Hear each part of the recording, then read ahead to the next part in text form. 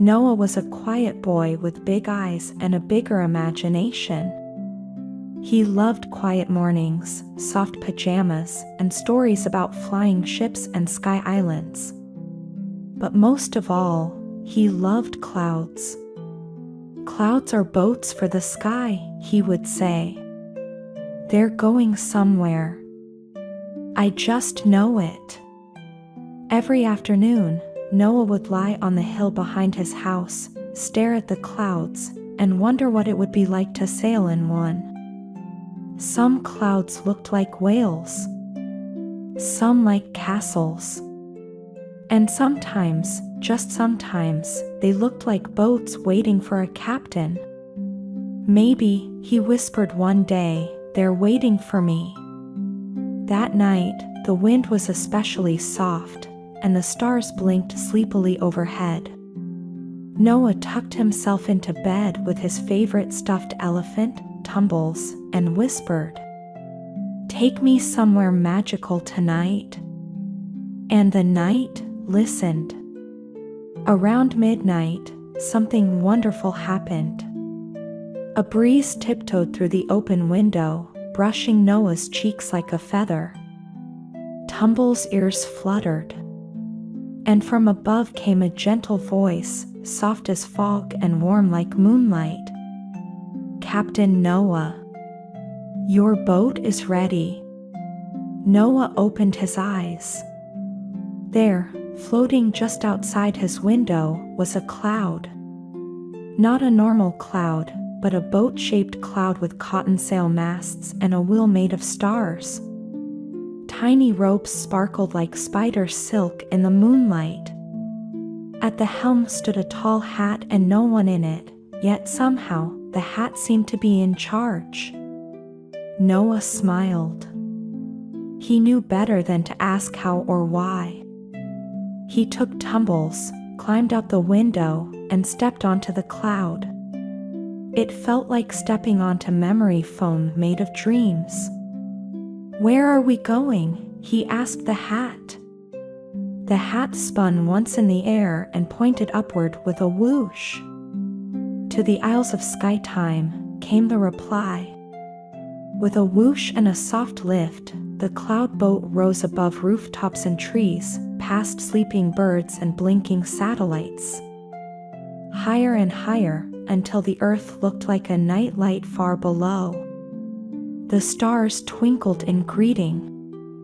And ahead, stretched across the sky like a floating treasure map, were the Isles of Sleepytime.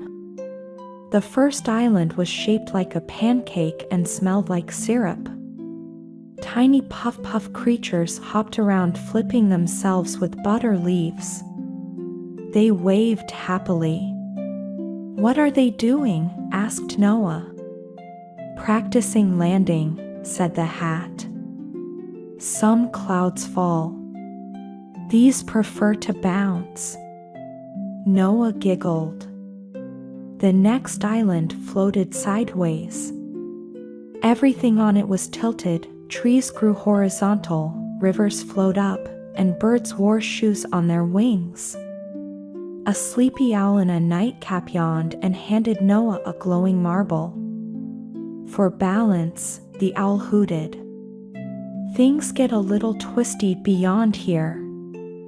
The marble hummed quietly in Noah's pocket. Further on, the cloud boat sailed through a misty stretch called the on-stream. Here, clouds whispered lullabies and stars dipped low to listen. Noah and Tumbles almost fell asleep right there, but the hat jingled its bell and snapped them awake. "Not yet, Captain," it said cheerfully. "Dreamland lies ahead." Then, on the farthest edge of the sky, they reached a place where time paused. Not stopped, just paused. It was neither night nor morning. The sky was a deep blueberry blue. And in the center of it all floated the tiniest island Noah had ever seen. Just big enough for one small house made entirely of cloudwood and jelly bean windows. The boat slowed and hovered. The hat pointed gently. "This," it said, "is the Isle of What If." Noah climbed down. The island felt soft and squishy, like walking on marshmallows. He knocked on the cloudwood door. It opened slowly with a gentle poof. Inside was a room full of dreams, real dreams, floating in bubbles. Each bubble shimmered with color and glowed faintly. One floated near Noah. Inside, he saw himself flying with birds over a candy mountain. Another showed him riding a whale made of stars. A soft voice filled the air, not from the room, but from inside his heart. "Every night, we collect the what-ifs children imagine," it said. "Yours are some of the brightest we've ever seen." Noah blushed. "Can I take one home?" he asked shyly. "Only if you promise to dream it fully." He picked the dream with the star whale and placed it gently in his pocket, next to the marble. Back on the boat, the sky had started to blush pink. Just a hint of sunrise. The hat sighed. "We must return, Captain. Morning is coming." Noah nodded. He looked back at the Isles of Skytime as the boat turned around. He waved at the bouncing puff-puffs. He tipped his head to the sideways owl. And as they passed through the yawn stream, he whispered a lullaby to the clouds. Musical note. Sail me soft and sail me true, on puffy waves of silver blue, through dreams and stars and skies that spin, until I'm home and tucked back in. Musical note. The boat floated back down through thinning clouds, past the top of the world, past sleepy satellites, back to his town, his roof, his room. It stopped gently outside his window. Noah climbed in with Tumbles, who was already snoring softly. The boat tipped its bow. The hat saluted. "Sleep well, Captain." And just like that, poof, the cloud boat vanished. Morning sunlight crept in through the window. Birds began to chirp.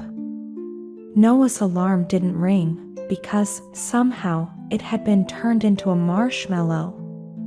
He never figured out how. He stretched, yawned, and reached into his pajama pocket. The marble was gone. But the dream bubble? Still there, glowing softly, waiting to be dreamed. He smiled. Because some nights, when the sky is just right, and the clouds sail slow and low, a boy named Noah might hear a whisper in the wind. "Captain Noah, your boat is ready."